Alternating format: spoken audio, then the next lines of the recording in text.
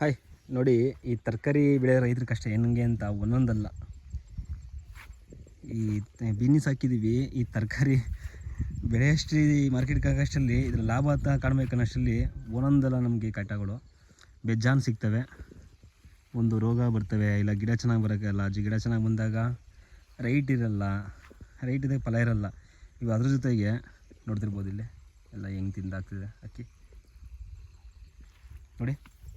ಇಲ್ಲಿ ಎಲ್ಲ ನೋಡ್ತಿರ್ಬೋದು ಈ ಅಕ್ಕಿಗಳು, ಈ ಪಕ್ಷಿಗಳು ಮೀನ್ಸ್ ಬಿಡನಲ್ಲಿ ಕುಡಿನೂ ಬಿಡ್ತಲ್ಲ, ಎಲ್ಲ ತಿನ್ಕೋತಿದೆ. ನೋಡ್ತಿರ್ಬೋದು ನೋಡಿ,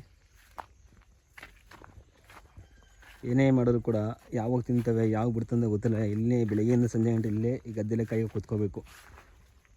ನೋಡ್ತಿರ್ಬೋದು ಗಾಬರಿಗೆ ಈ ಕಡೆ ಎಲ್ಲ ಥರ ಸೀರೆ ಆಗಲಿ ಕವರ್ ಆಗಲಿ ಎಲ್ಲ ಥರ ಕಟ್ಟಿದ್ದೀವಿ.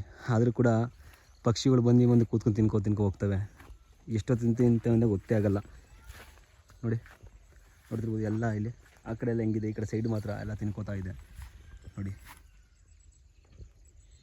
ಈ ಥರ ಆದರೆ ಯಾವ ರೈತ ತಾನೇ ಇಲ್ಲಿ ಮುಂದೆ ಬರೋಕ್ಕಾಗುತ್ತೆ? ಒಂದೊಂದಲ್ಲ, ಇದಕ್ಕೆ ರೋಗ ಬರುತ್ತೆ, ಅದಕ್ಕೆ ಅವಾಯ್ಡ್ ಮಾಡ್ಬೇಕು. ಅದ್ರ ಜೊತೆ ಈ ಪಕ್ಷಿಗಳು, ಅದ್ರ ಜೊತೆ ರೈಟ್ ಇರೋಕ್ಕಿಲ್ಲ ಮಾರ್ಕೆಟಲ್ಲಿ, ದಳ್ಳಾಳಿಗಳ ಕಾಟ.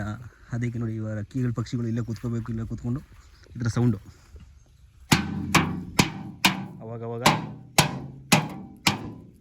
ಬೆಳೀತಾ ಇರಬೇಕು, ಓಡಿಸ್ತಾ ಇರ್ಬೇಕು ಅಕ್ಕಿಗಳನ್ನ. ಇದು ನಮ್ಮ ಇದ್ರ ಕಷ್ಟ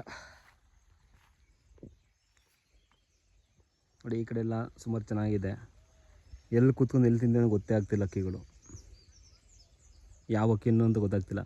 ಈ ನವಿಲು ಕಾಟ ಒಂದು ಜಾಸ್ತಿ, ನವಿಲು ಜಾಸ್ತಿ ಆಗ್ಬಿಟ್ಟಿದೆ. ಈ ಕಡೆ ಸೈಡು ನವಿಲ್ದೊಂದಿದೆ.